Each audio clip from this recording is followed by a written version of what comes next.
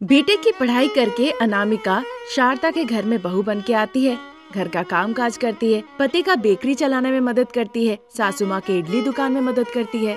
ससुर जी के फल का व्यापार था, उनके फल के व्यापार में बढ़ोतरी के लिए कुछ तरकीब भी बताती है। वैसे अनामिका घर का काम काज करती थी, ये उन्हें पसंद था, पर अनामिका का इस तरह से व्यापार के लिए उच्च विचार देना उन्हें पसंद नहीं था, इसलिए वो अनामिका को डांटते रहते थे। पर अनामिका को फर्क नहीं पड़ता था, उसे जितना पता था उस बारे में वो जरूर सुझाव देती थी। एक दिन करीबन जब रात के 8 बज रहे थे, रमेश परेशान होकर रोते रोते घर लौट आता है। उसे देखकर अनामिका बहुत परेशान हो जाती है। अजी क्या हो गया? आप इस तरह से क्यों रो रहे हैं? क्या हुआ, जल्दी बताइए। अनामिका, कुछ देर तुम मुझे अकेला छोड़ दो, मैं अभी कुछ नहीं कह सकता। ऐसा कह के वो सोफे पे बैठ जाता है और वो रोने लगता है। ये देखकर अनामिका भागते हुए अपने सास ससुर के कमरे में जाती है, क्योंकि वो दोनों व्यापार करते थे और व्यापार करके बहुत थकार के घर लौटे थे, इसीलिए आराम कर रहे थे। वो भाग के आके दरवाजे के पास खड़ी हो जाती है और परेशान होके कहती है, माँ जी, पिताजी वो बहुत रो रहे हैं, आप लोग जल्दी आइए, हॉल में आइए। उसकी बातें सुन के शारदा और प्रसाद दोनों ही घबराते हुए भाग के अपने कमरे से हॉल में आते हैं, सोफे पे आके बैठते हैं। फिर शारदा अपने बेटे रमेश से पूछती है, बेटा रमेश, क्या हो गया तुम्हें? तुम क्यों रो रहे हो? किस बात से तुम्हें तकलीफ हो रही है बेटा, बताओ। कष्ट नहीं होगा तो क्या होगा, मेरी किस्मत ही ऐसी है, अब मैं क्या कहूँ। बेटा रमेश, परेशान मत हो, बताओ क्या हुआ है, बताओ। तुम्हें देखकर तो लग रहा है कि बेकरी में कोई परेशानी आई है, बताओ क्या हुआ है। बेकरी तो अच्छा चल रहा है पिताजी, पर हमने पटेल से पैसे लिए थे ना। हाँ लिया था, और उसका सूद भी हम हर महीने दे रहे हैं। नहीं पिताजी, जब से बेकरी चल रहा है तब से ये लॉस में ही है। मैं आपसे ये मुनाफा वो मुनाफा कहकर पैसे दिए जा रहा था, मैं पटेल का पैसा ना देकर वहीं से आपको दे रहा था।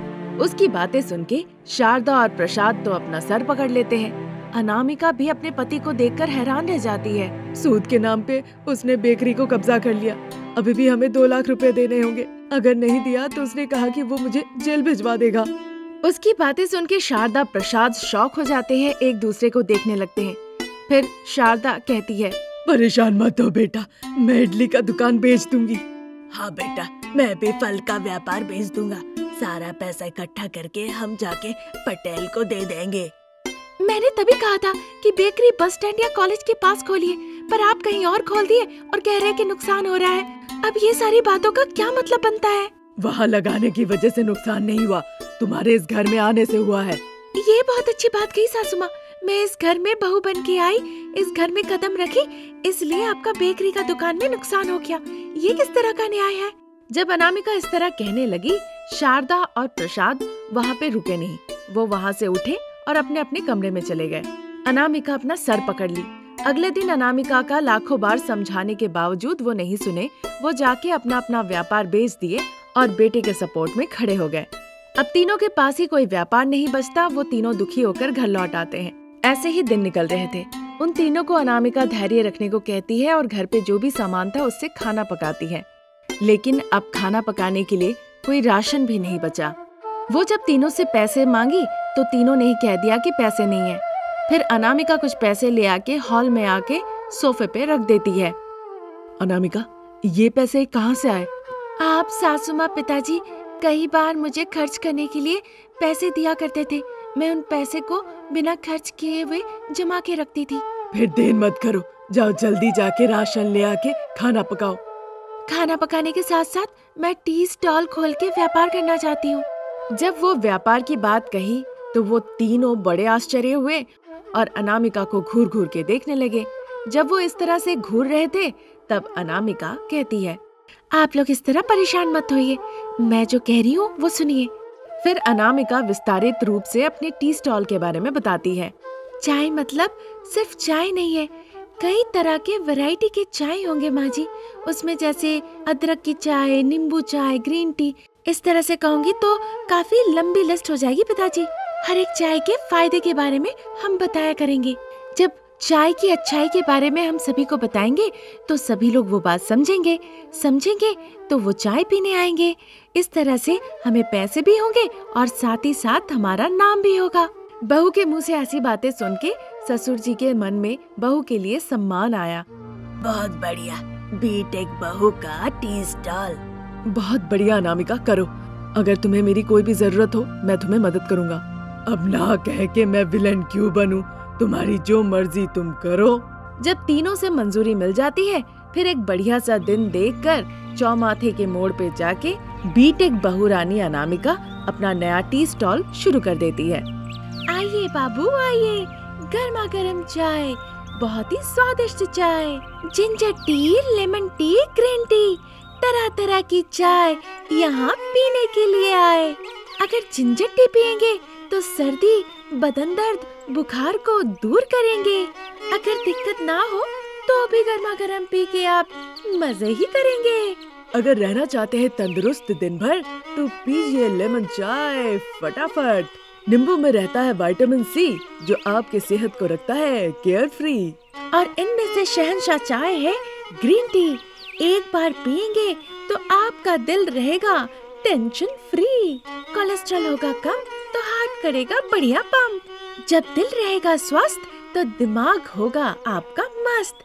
यही सोच के आपकी बीटेक बहू रानी लेकर आई है टी स्टॉल।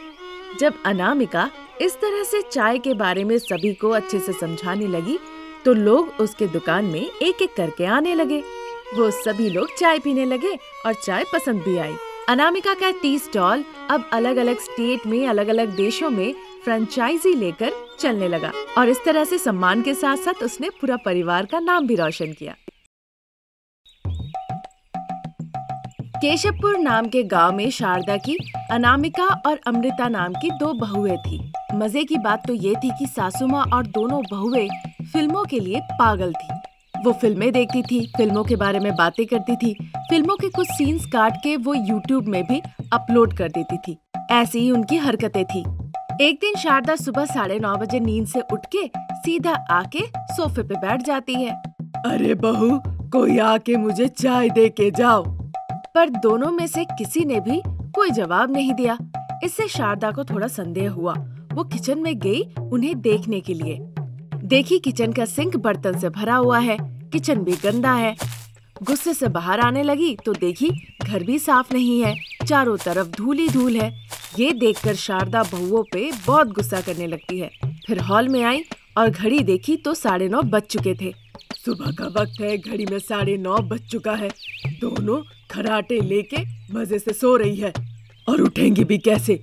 मेरी ही तो बहुएं है, वो भी फिल्मों के लिए पागल बहुएं। जरूर रात भर फोन पे फिल्म देखी होगी, रात के 3-4 बजे सोई होगी और सुबह के 11-12 बजे नींद खुलेगी। छी, अब से मैं बहुओं के साथ फिल्मों के बारे में चर्चा नहीं करूंगी। मैं सुबह उठ गई और ये बहुएं अभी तक नहीं उठी, इन्हें सबक सिखाना ही पड़ेगा।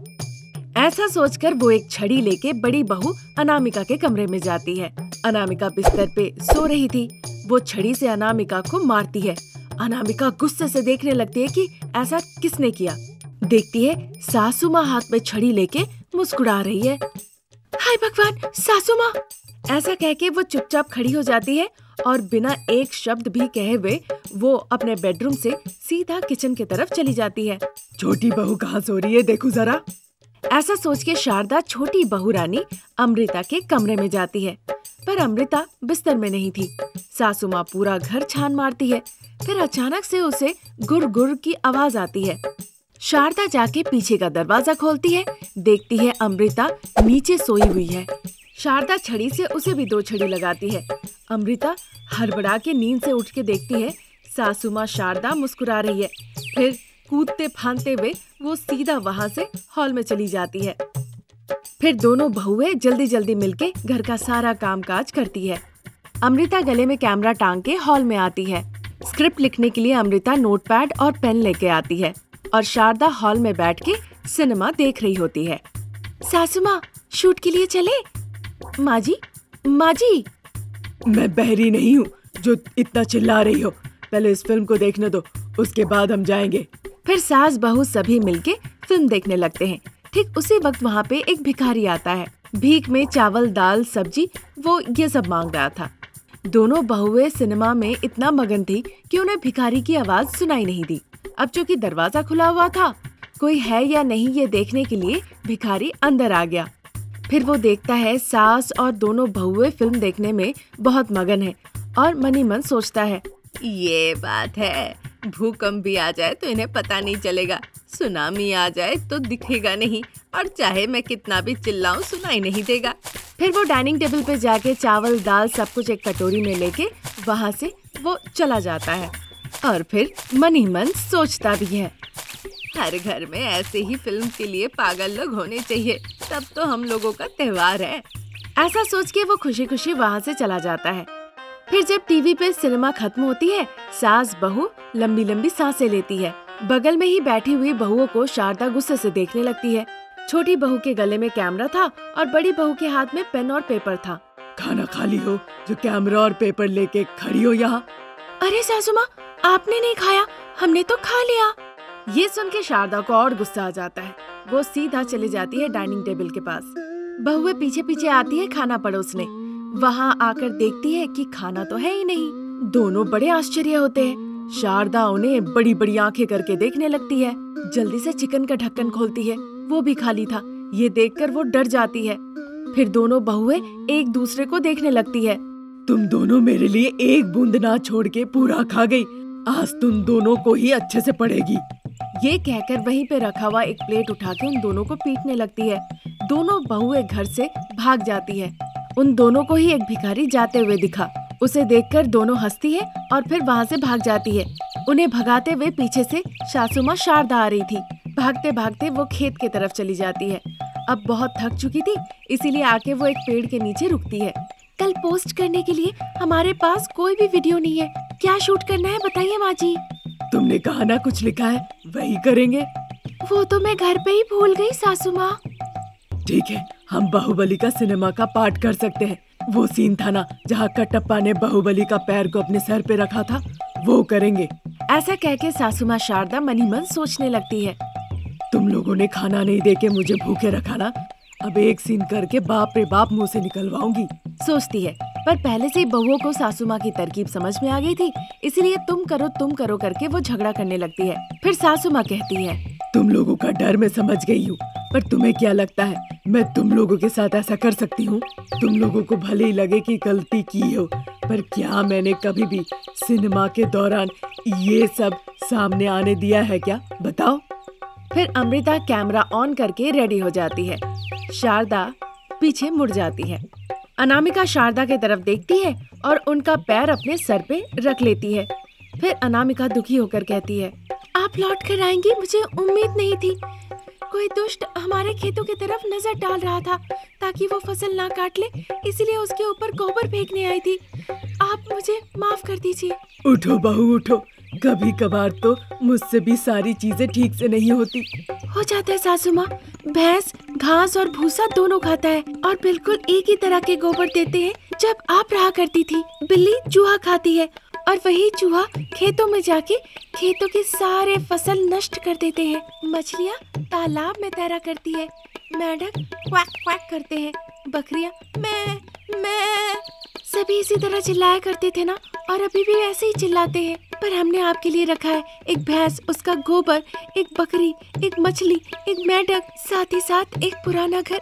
सब कुछ आपके लिए रखा है क्योंकि हम आपसे बहुत प्यार करते हैं। आप अपनी बहुओं से भले ही डरती हो, पर आप हमें इस तरह से छोड़ के मत जाइए माँ जी, मत जाइए। कैमरा में शूट कर रही अमृता जल्दी से कट कहती है। फिर सभी लोग हंसने लगते हैं। सास बहू को लगा ये कहानी सच में बहुत मजेदार है, फिर वो वहाँ से चली गई। ये कहानी अगर आपको पसंद आई तो हमारे चैनल को जरूर सब्सक्राइब करें। Thank you for watching.